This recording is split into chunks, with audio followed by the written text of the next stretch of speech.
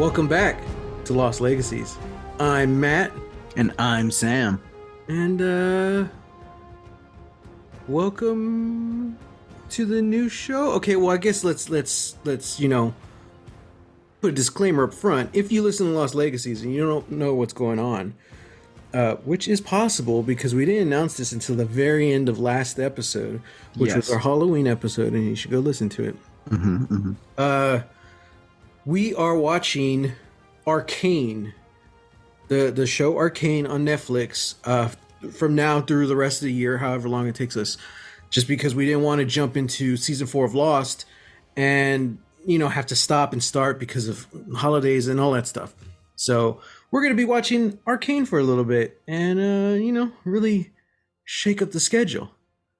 Now, for all the new listeners, because I know there's so many of you out there, my name is Matt, and I'm here with my brother Sam. Hello. And we have we host the Lost Legacies podcast, which is essentially where Sam and I watch the show Lost. I kind of reminisce because it's been like 16 years since I've watched it, and Sam watches for the first time. So yeah, but also we try and focus not just on Lost, but other shows or movies or whatever that are maybe underrated or I don't know, just didn't give a fair shot. Kind of like Lost. It was one of the biggest shows of all time, but now when anyone thinks about it, they just kind of think about the ending. So that's kind of was the thought process behind our podcast. Let's jump in and see what we feel about it.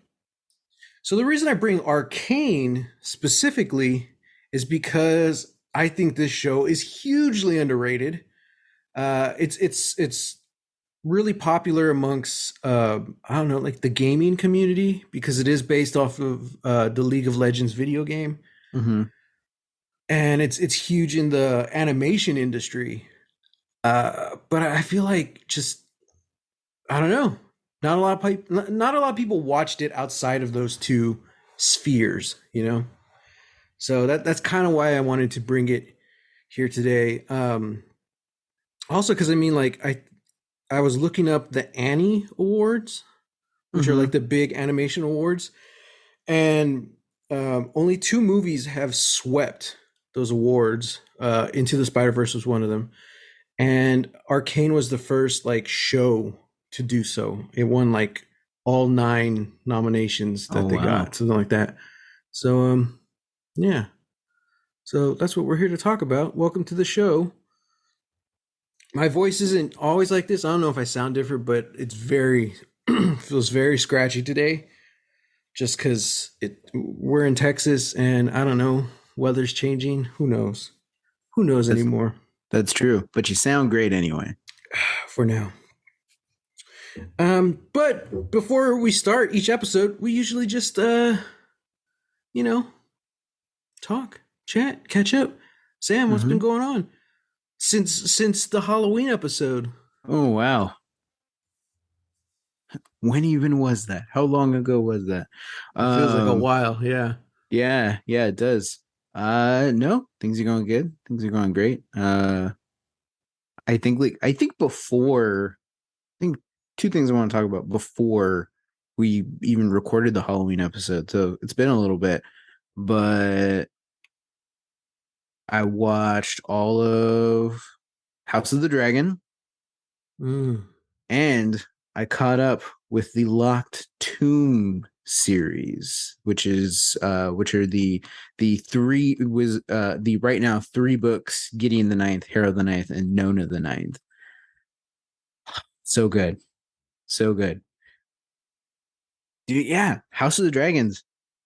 It, not gonna lie, kind of feels good. Kind of feels good to be back in the world of ice and fire. Speaking of, shows that are really only remembered now for their ending and potentially how botched and butchered it was. Yeah, I was not looking forward to watching the House of the Dragon. I didn't saw some trailers. I was like, oh man, yeah, that does look cool. That does look really cool. but I just said that no, I'm not gonna watch it. I'm not gonna touch it. I got other things to do. I got other things to watch. Evidently, I didn't have other things to watch and other things to do because I watched it all 10 episodes, and it's great. And it's so great. It's weird though because it is very much a show that exists within the shadow of Game of Thrones, but it's a prequel. But it still has sort of the prestige feeling of those later seasons of Game of Thrones. Um, so yeah, it feels a little weird. I do like how very focused it is. It is just focused on like the ruling family of Targaryens and how just complicated the idea of lineage can be and who gets to rule and why do certain people get to rule and other people don't. It's very fascinating, very complicated.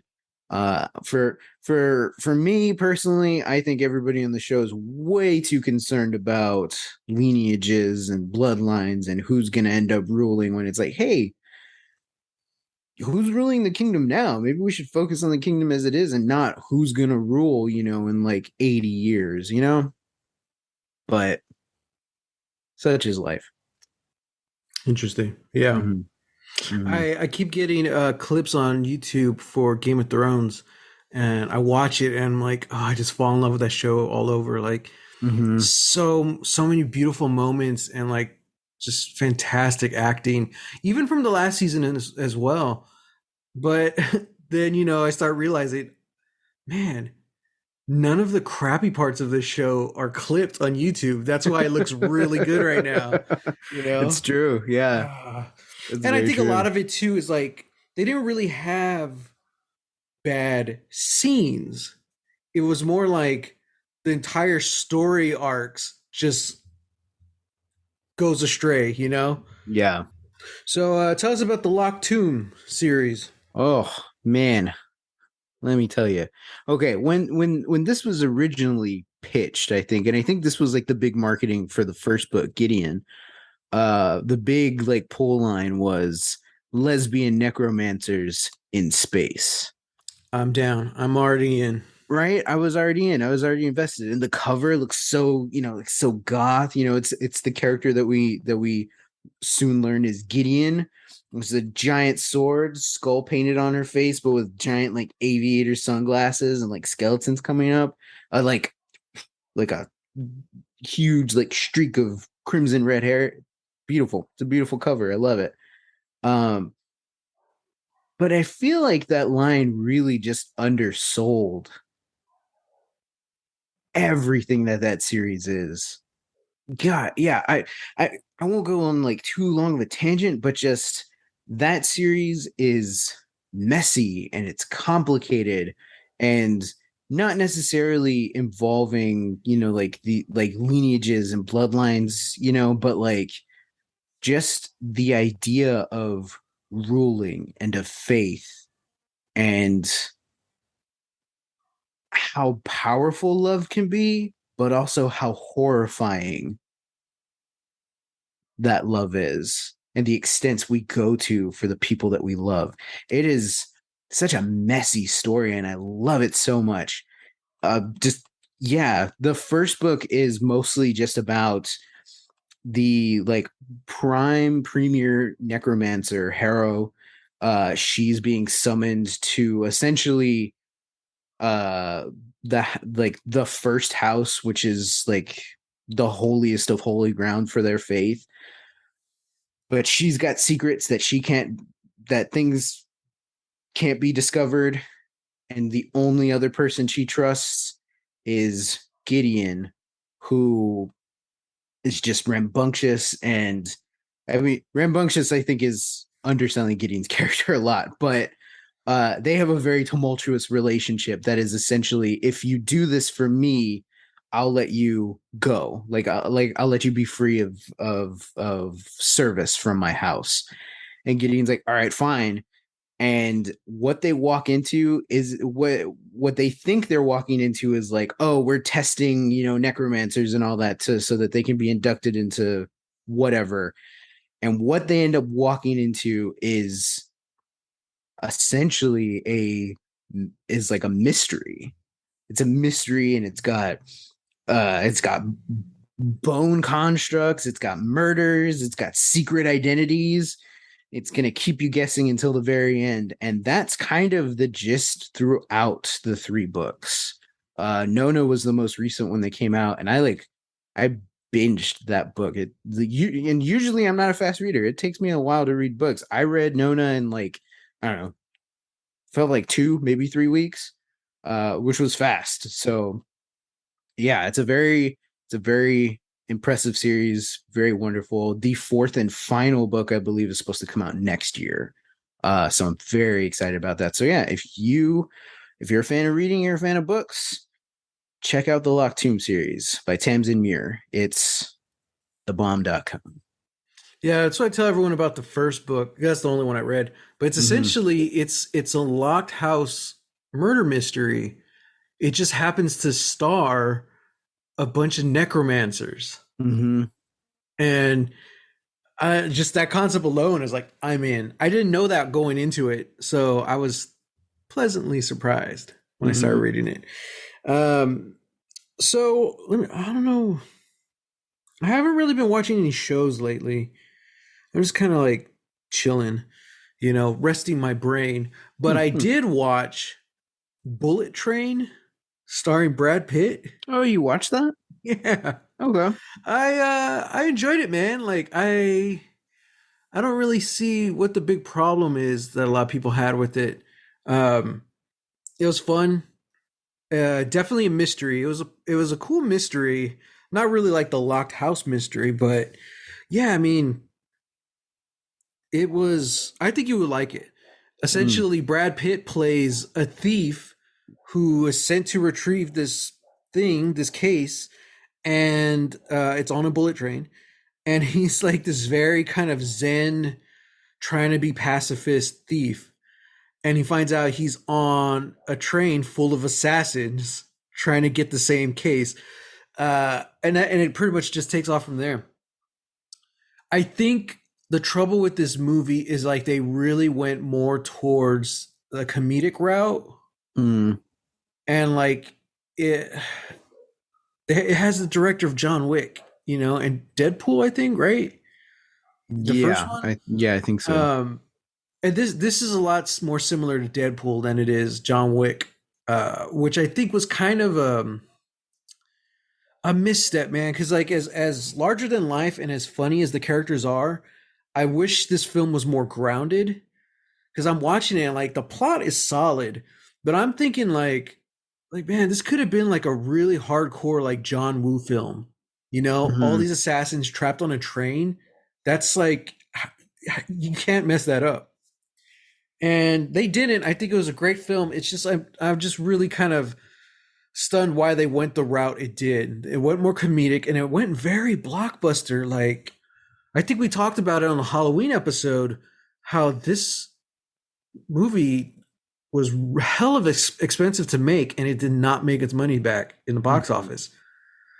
And I don't know why. Like you could have made this film with like a quarter of the budget, and it would have been amazing. So like I don't know why they went that route.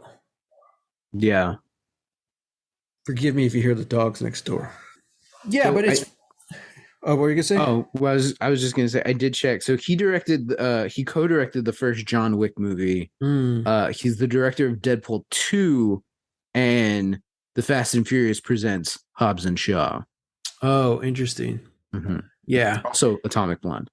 Yeah, I mean, see, Atomic Blonde wasn't bad. Do something like that. It should have been more that route, smaller budget, just more intimate, hardcore combat. Yeah. Because even then, like the action was cool, it was fine. But I expected more as far as the action goes. But all the cast, I love the cast. There's so many cameos, and they all work. Yeah, all the cameos work. And I was laughing so hard. I really dug Brad Pitt in this role, and I wouldn't mind seeing more films with that character. Mm-hmm. But the star of the show, man, was oh god, what's his name? Brian. Oh, Brian Tyree Henry. There we go. There we go. Mm, Him I love him. and Aaron Taylor Johnson. They steal the show as Lemon and Tangerine, two assassins. And I'm like, I want a prequel with these two guys because every scene they were in, they stole it. And I'm like, oh, this is amazing. Mm-hmm. So, I think you would really dig it, Sam. I saw the trailer like when it first came out, but I don't remember it. So I was really surprised when like certain actors start popping up, and I'm like, oh, I didn't know you were in this movie. Okay, Interesting. Check it out, Bullet Train. I don't know if it's streaming, but it's available for rent. But yeah, man, that's it. That was by Halloween. I'm not a big horror movie fan, so I watched Bullet Train instead. Yeah, well, I mean, for Halloween, on Halloween Day, we just watched Halloween Town. So you know, That's nice. That's cute. yeah, Yeah. we did have sort of like a ramp up to like other stuff, and we watched like Cabinet of Curiosities, which is fantastic. Still haven't finished it, but that was really cool anthology series. Saw yeah, like a couple of other stuff, but yeah, just very low key, you Nice. know. Yeah, All right. That's it, man. that's No it. more stalling. It's time to jump in. All right. We're talking about season 1, episode 1 of Arcane. Welcome to the playground. After a heist gone wrong, sisters Vi and Powder bring trouble to the underground city of Zon. First off, Sam, I think we talked about this a little bit last week or last time. What do you know about Arcane, about League of Legends, all of that stuff? What do you know about it before this episode? I know that Vi and Powder, whose name is Jinx in the game, are two characters in the hit game series League of Legends. Mm-hmm. That's it. They're also in Fortnite. Oh, they are also in Fortnite. Sam, yeah. they gave these two Fortnite characters their own show. It's amazing. Holy crap! Yeah. Did you happen to see they gave that one Fortnite character Predator? They gave him his own franchise. They gave him his own movie on Hulu. I loved it. Oh man, I can see Fortnite original the angry comments coming in now. Fortnite original character Predator. I can't believe they made the 3 new characters in Fortnite, Luke, Leia, and Han. They made movies about them like back in the 70s, dude. Yeah. That's how on it Fortnite is. Oh wow. I knew nothing about League of Legends. I just know that it was one of the biggest competitive video game communities right now. Like the guys playing those games, it's mostly guys, unfortunately. That's the gaming industry for you. The guys playing those tournaments, man, like they're treated like professional athletes. You know, they're professional video game players. It's insane. That's pretty much all I knew. I didn't know anything about it. And I just remember seeing the trailers. It was a year ago. The first episode aired on November 6th. Oh, and wow. Well, the first 3, because they did the first season is 9 episodes. They broke them up into 3 episode acts. So there's acts 1, 2, and 3. And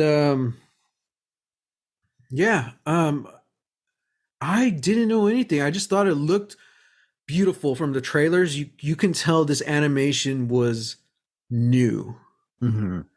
And I gave it a shot. I was like, all right, everyone's talking about this. Let's check it out. And yeah, man, I was blown away. I watched the first 3 episodes that first night. I'm like, oh God. And then you have to wait like another several weeks for the next batch. So, but Sam, I'm just making you watch 1 a week. So which is worse. I feel like it's worse. You have to wait a whole week between episodes. Yeah, because now I'm like, no, I want to watch it. I want to watch the next episode. I want to just Yeah. binge this whole thing now. Yeah, Mm-mm. yeah. I don't know if I was like, I wasn't like adverse to watching it. I think just kind of like how we've talked about, time and time again in this show is like there is so much of everything everywhere all of the time, and it is never going to stop. This is how it's going to be forever. And Mm-hmm. it's like I don't know what, you know I don't know what shows to watch anymore, because it's like I have stuff that I'm into that I'm like, oh yeah, I do want to check that out, or I'm really excited about this thing, but it's like this, it's just there's an oversaturation. And I feel like half the time, like, oh, I want to watch something like this, but like the rest of the world is like, no, we're gonna watch this thing, it's all gonna be great. And I'm like, I I get the feeling of like maybe missing out, but at the Mm-hmm. same time, there's other stuff that I'm like, no, I have no interest in that. Um, so yeah, I don't know. I think it was just the thing where it's like I knew I was gonna like this series. I just need a push. I just need a little kick, you know? I think it's nice because not knowing the video game, there's nothing else to it, you know? Yeah. So this isn't another Marvel project or another Star Wars project where even though they're trying to do standalone adventures, it's still connected world. Hmm. It's heavily implied that you should watch every single MCU thing. Uh, Yeah. so it's nice to see something from the beginning. You know, this show Arcane is the introduction in the TV film like world essentially, and I'm not too sure. Don't quote me on this, but I think this is like its own universe, separate from the game. Because Okay.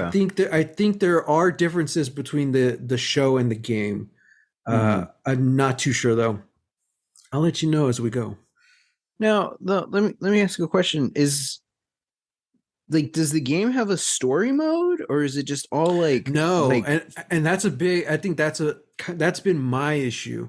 It's okay. just in a competitive online game, but it Hmm. has tons of comics, digital comics, shorts, little music videos. So there is a big overarching story of League of Legends.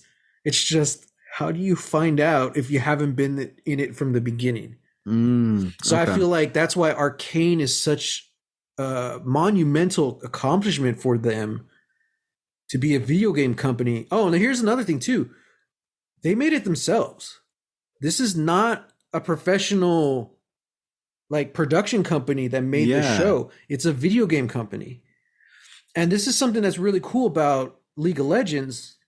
As I've started to find out, they started off as a video game, and then they do cool animated videos and stuff, and they're like, well, why don't we just do a music video? And I Hmm. don't know. I think the Jinx music video might have been the first. Again, don't quote me on that. But they started doing music videos, and they started collaborating with certain artists like Imagine Dragons, who does the theme song for Arcane. Yeah. And then they said, well, we're already dealing with all these artists and music. Why don't we just make our own music label? So now Oh wow. they have their own music label. I think it's just called Riot Records. Hmm. And now they're at some point, there's a really cool documentary on this show called Bridging the Rift, which I haven't watched, but I'm going to try and start this week. Essentially, it's a video game company who said, well, why don't we make our own show? And they did. Whoa. Now, of course, they used their animators, and they also had to reach out to, I think the main animation company is from France, Hmm. and that they're the ones who pretty much gave this the visual style that we see. Mm. So as the episodes go on, I'll give you more behind the scenes details that I discover in that documentary. Okay. But Cool. yeah, man, it's so wild. But again, I don't know how to discover the story of League of Legends Mm. because it's so scattered and there's so much of it.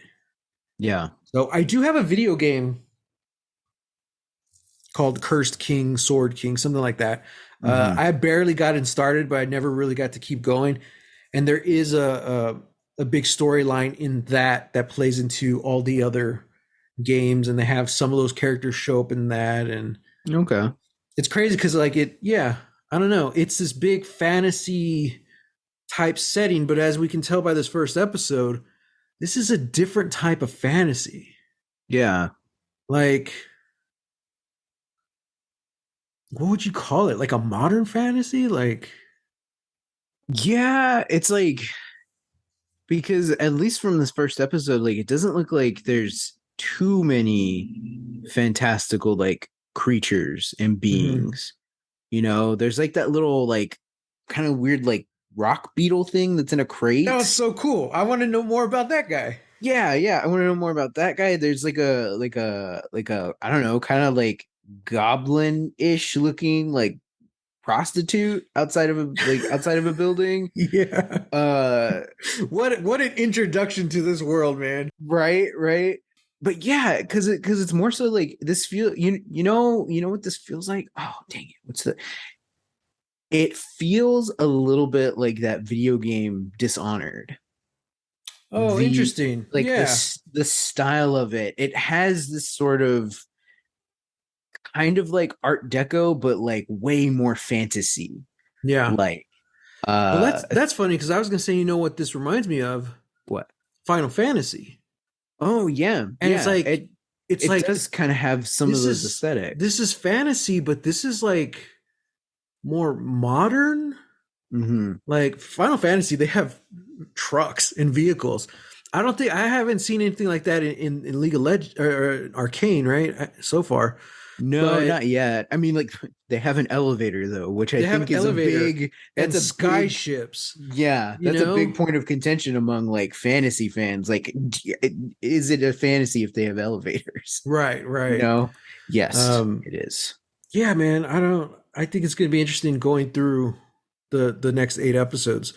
Um, but I remember last night I was watching this and I was just so impressed, even though I've already seen this. Oh, by the way, listeners, I've already seen this.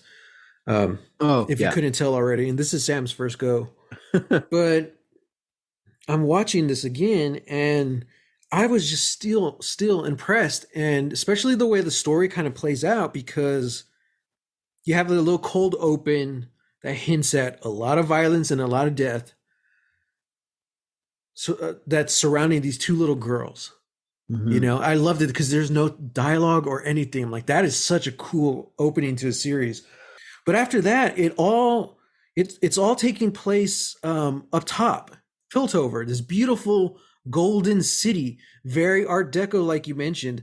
This is Hmm. where the rich are. This is where the money's at, and it's gorgeous. And you're seeing the world through Vi and Powder's eyes. You know, just wow, look how amazing this place is and how tall these buildings are. And then the heist goes wrong. They start getting chased, blah, blah, blah.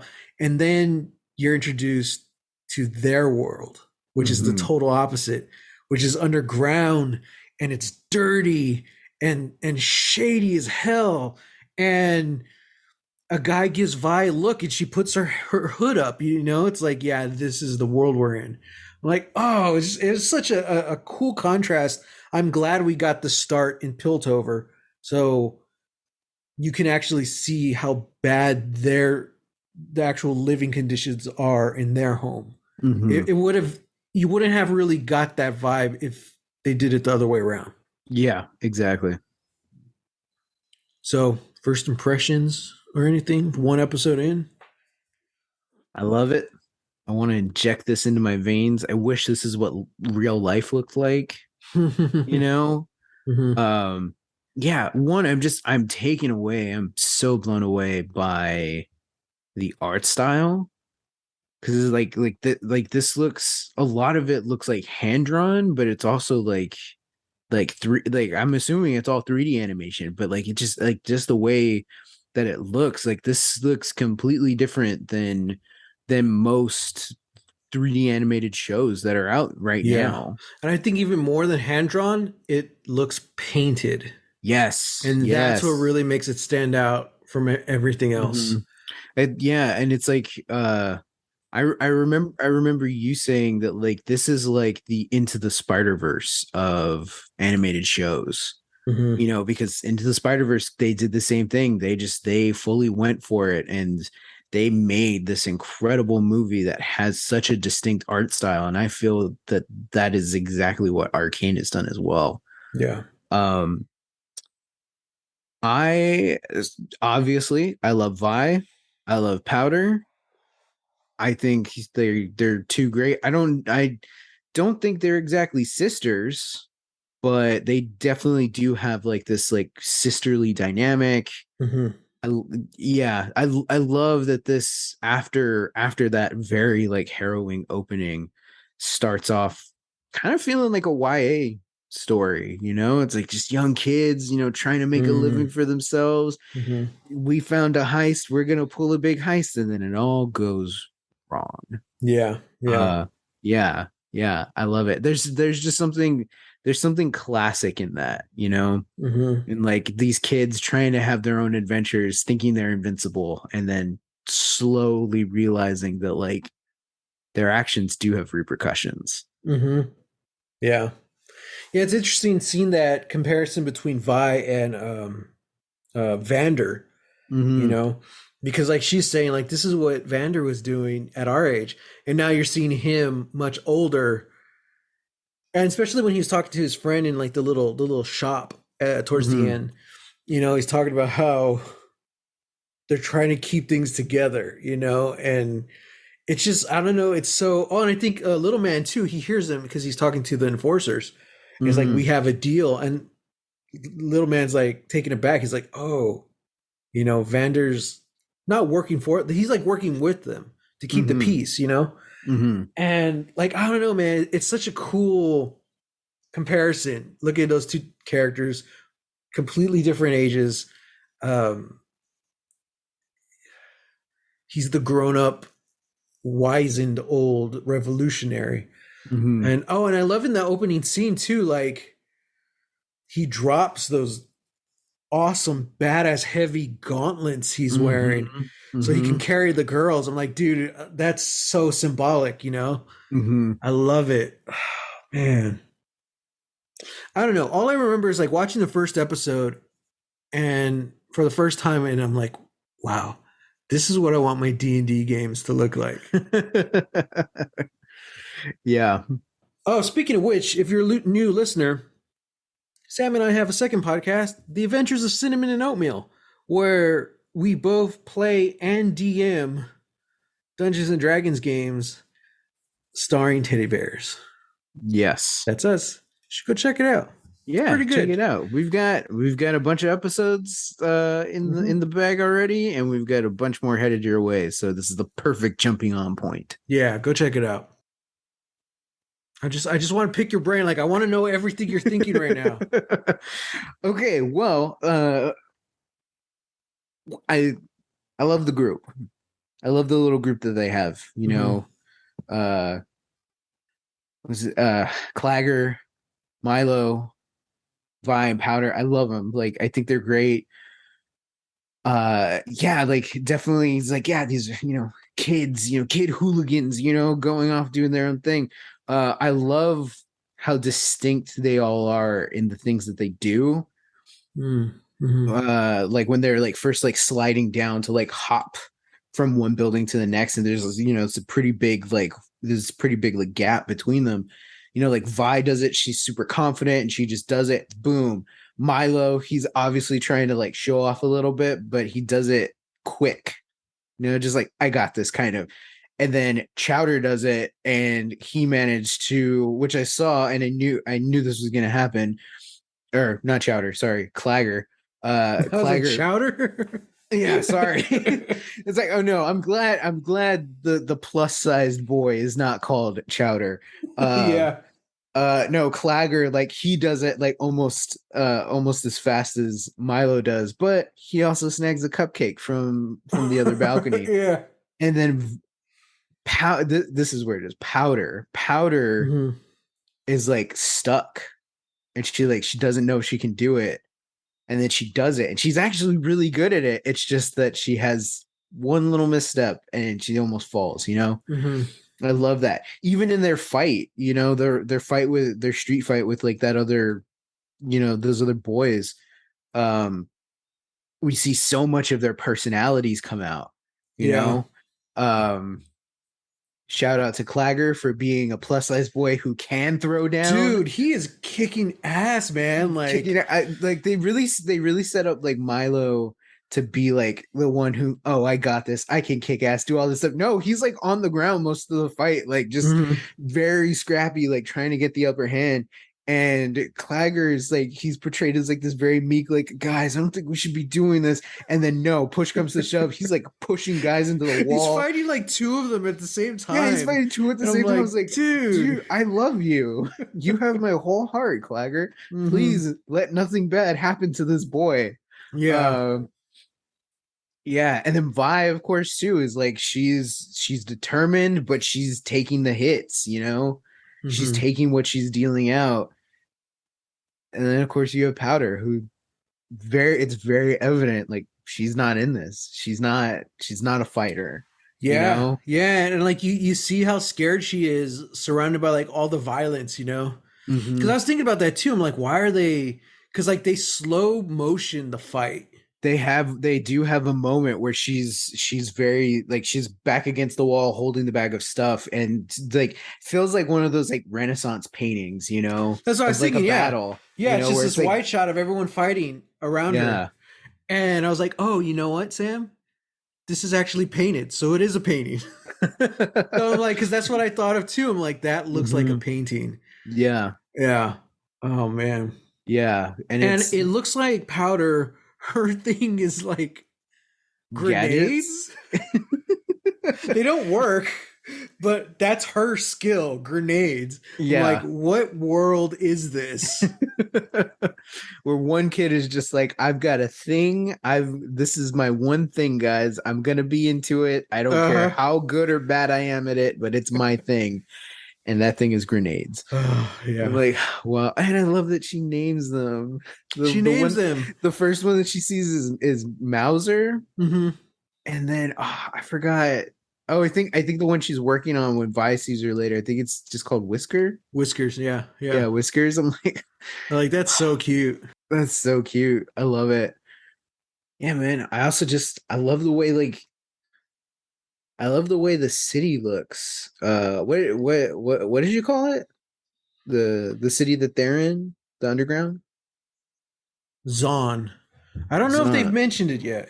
They haven't because the only name that I have for reference is when Vander's in the tavern and he's talking to those two traders that are going to skimp Mm. out on a deal, and he ends that conflict by saying, "Welcome to the lanes."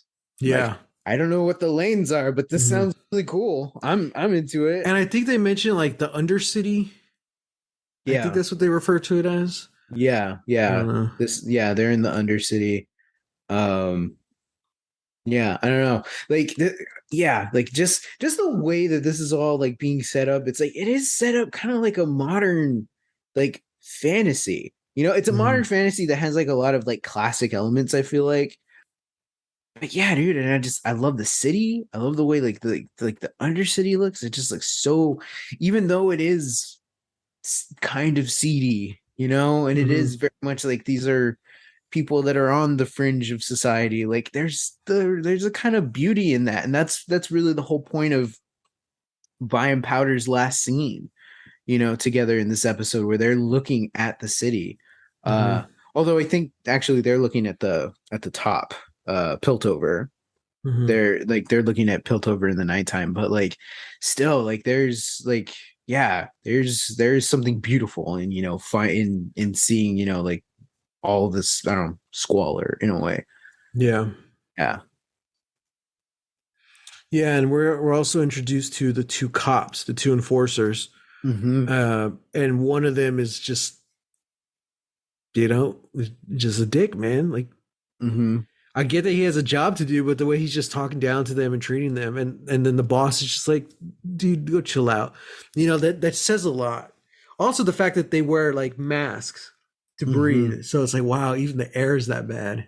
Mm-hmm. So like, Although it could also be a thing of like, maybe is the air really that bad, or is that just how the people up top view the undercity? It's like, right. this is so, like, we wouldn't dare to like desecrate our lungs, breathe their air, when we Mm-hmm. enter the thing. Because like the air isn't toxic. Everybody down there is breathing. Everybody's alive. We don't see Mm-hmm. anybody else have like a respirator or anything. Right. So that, at least for me, like that was what it clocked it to me, was just like, wow, like they're so above, they're so high up on their mountain that they're just like, we don't even want to touch, we don't want to breathe the same Mm-hmm. air as you. That's part of like the separation. Yeah. um yeah, but we find out that there is a connection. This one enforcer, this chief enforcer, is working with Vander, and you're like, okay, Trying to keep the peace. there's something tumultuous, going on there, in the workings. Yeah. Yeah.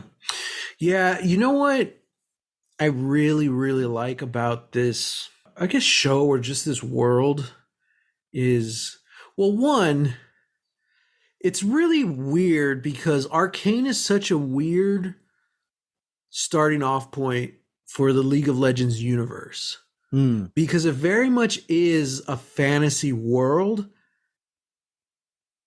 just not fantasy like we're used to. And mm-hmm, like, so to start with this city, and you're like, huh, what does the rest of the world looks like? What do mm-hmm, those other cities look mm-hmm. like? I don't know. Well, oh, okay, because I think, from my understanding, like, I thought that like the League of Legends characters are being like pulled into different places, or they go to different places as well. Like, it's not just all in one world, essentially, you know? Hmm. Like, yeah, because like, isn't there like a penguin knight or something? And there's like a robot, like a robot from like an old war, but it looks like kind of like a futuristic robot. I want to say there's probably like 100 characters in that game. Yeah, yeah. Uh, So it's like, I don't and think none of they. them are the penguin. Put the What? penguin in the game, you cowards. Is he not in the game? No. He's like they're in the world. They are a race. Uh-huh. And I think they're available in the Runeterra game, which is a Oh, mobile game. But they're not in the okay. core League of Legends game.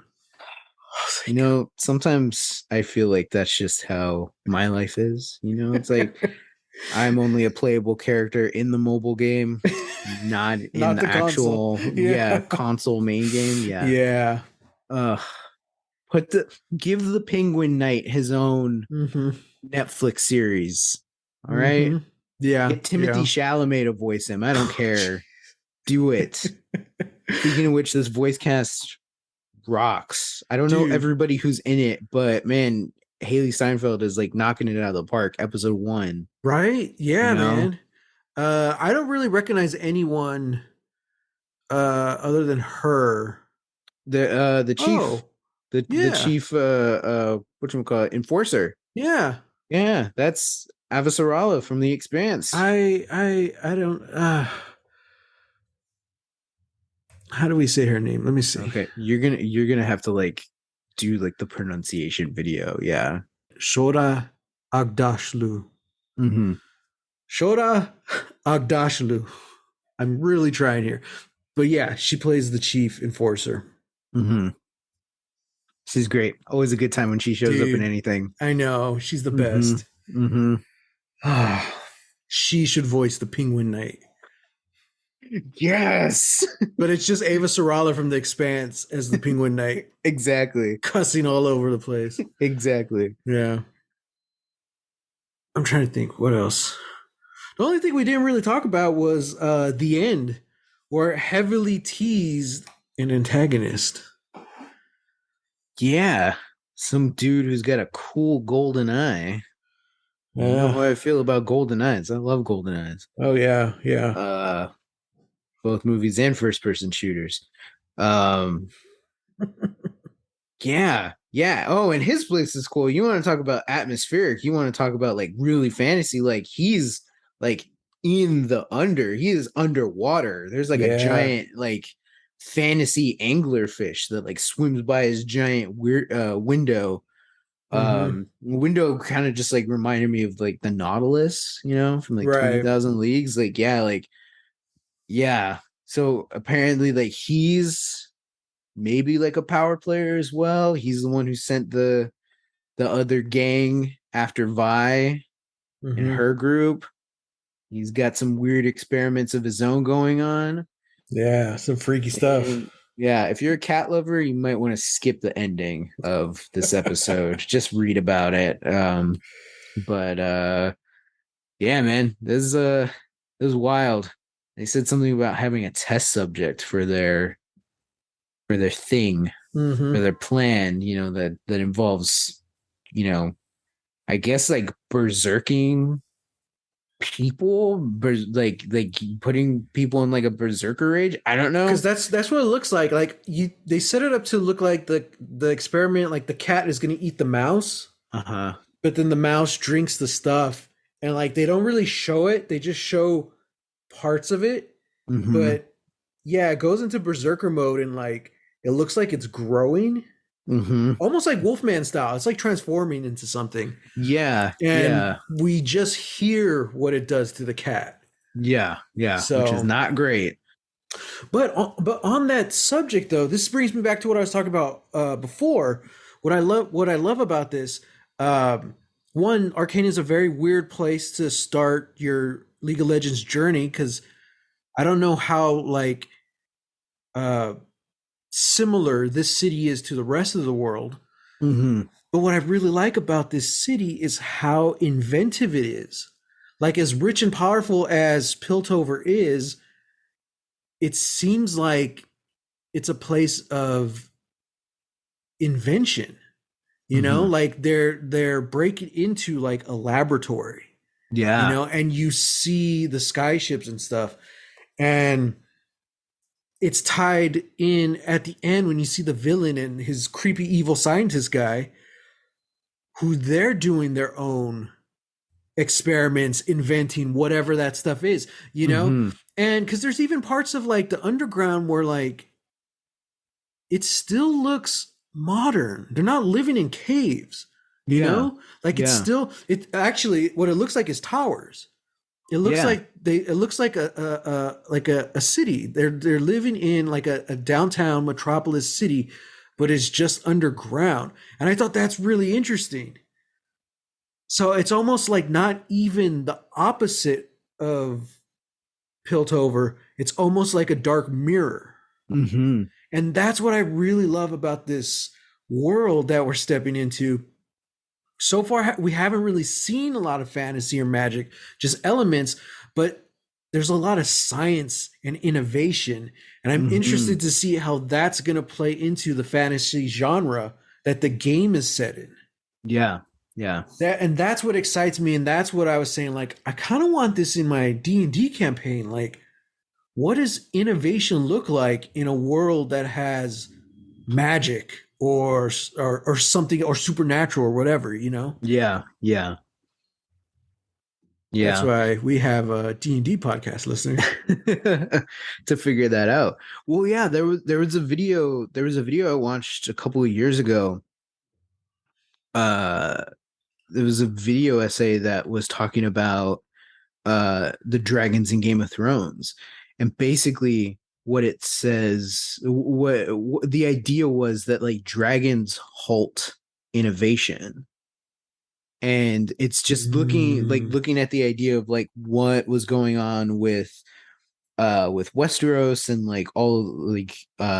all the stuff that was happening with the continent as a whole, and then the dragons came, you know, and then they were conquering and they were being conquered and they took over, and you know, and so it's like it was this thing of like there could have been there's an alternate universe where like Westeros was never conquered in a way, not by these people with dragons.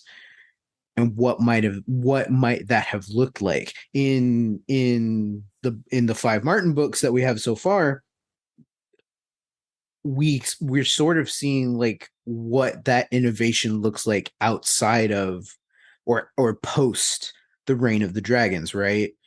And it's something that's not as adherent to the magic of the old world or the beliefs of the old world.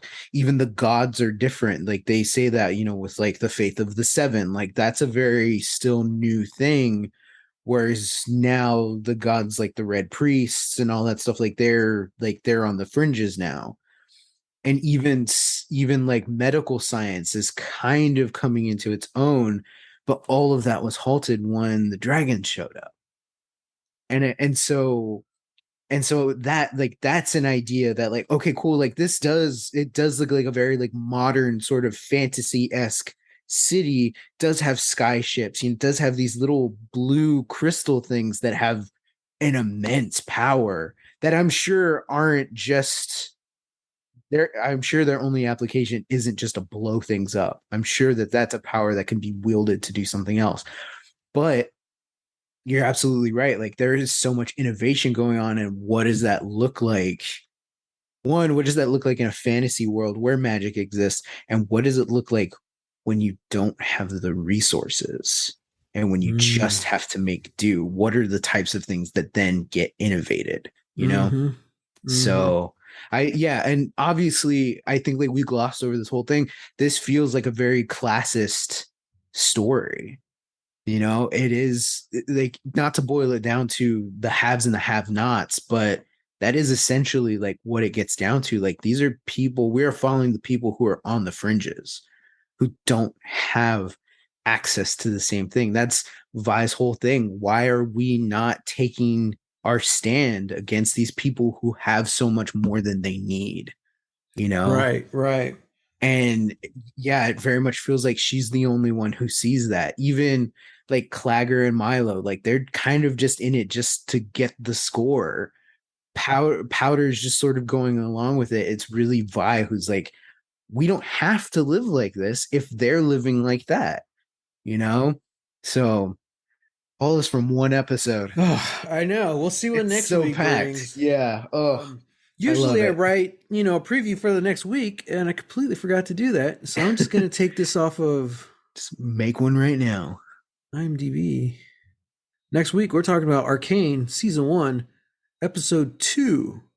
Some mysteries are better left unsolved.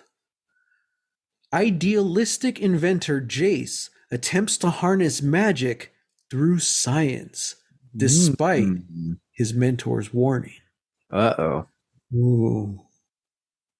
So we're gonna get Jace's little man, right? I don't know. All we've called him is Little Man. So we'll have to keep watching. Okay. All right. But Mhm. little man's great. I like the little man. He's really Yeah. cool. Very like hyperactive kid. Hmm. Yeah. I love him. Yeah, it's interesting too, because why do you think that's Jace? Oh, well, I mean, because he was in that guy's shop, like repairing something when Vander Oh, walked in. okay, yeah. Yeah, and then he's talking with Clagger outside the door, and then he's the one who hears their conversation because he's like looking at, Hmm. like he has a little like camera and like earpiece system going on inside that guy's shop. So Yeah. I mean, I just assumed that was, So feels like he's an inventor. yeah, So he's definitely some kind of inventor or something, right? uh-huh. Um, Some kind of tinker or something. yeah. That's what I was gonna say. This entire city looks like a city of tinkerers and or artificers. Yeah. I love it. So Yeah.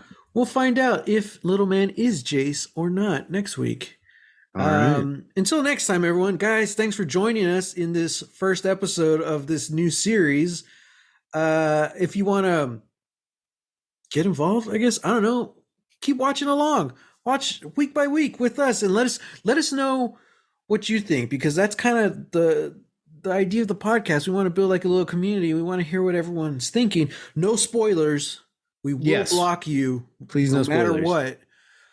But if you have any questions or any cool behind the scenes info, just use hashtag Lost Legacies on the Twitter. And we're in the process. We're actually in the process of doing more like social media as far as Instagram goes and all that stuff soon, within the next couple of weeks. But until then, you can find me on Twitter at _Matt Jimenez and on Instagram at Holy Hand Grenade of Antioch. And you can find me on Twitter and Instagram at Reel, that's REEL, Texas Weirdo. Damn, what's our sign off, Sam? Are we gonna need a new sign off for Arcane? Oh, maybe. Are we gonna have to have a new sign off every time we do a new show? I don't know. For now, get lost. Get lost.